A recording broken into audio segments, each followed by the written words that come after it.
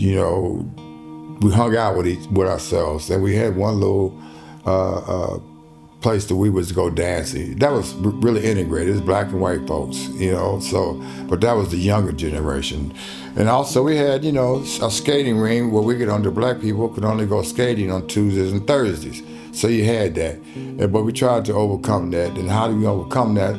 Is why go to places where you're not wanted? Because you can say we skated with these people, or we went to Woolworths and say we had a cup of coffee at Woolworths. That doesn't mean a lot to me.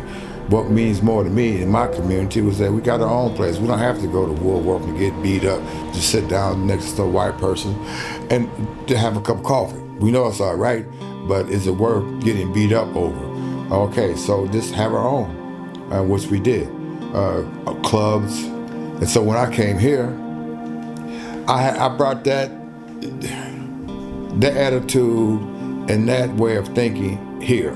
And what I think shocked me more was that it wasn't here, even though there was black people here, but that sense of community and, having something our own that we owned, and none of us have to go and ask a person for a job. Have something that you can create jobs for your own people.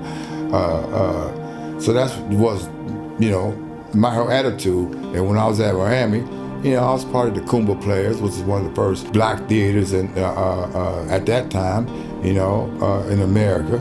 And we traveled we went to mostly black universities, Central State, Gremlin, Wright State, Oberlin, and we had, it was all black actors, called the Kuumba Players, all black actors with Wilson Greer.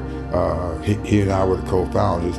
So with that also, I had that, all through my life until I came here. And when I came here, it was to get away from the reason was to get away from America, from the police brutality, the drugs,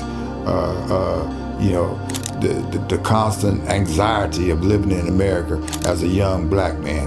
And let's say in 1968, had the Vietnam War going on. It was just a horrific time to be an American, especially a black American.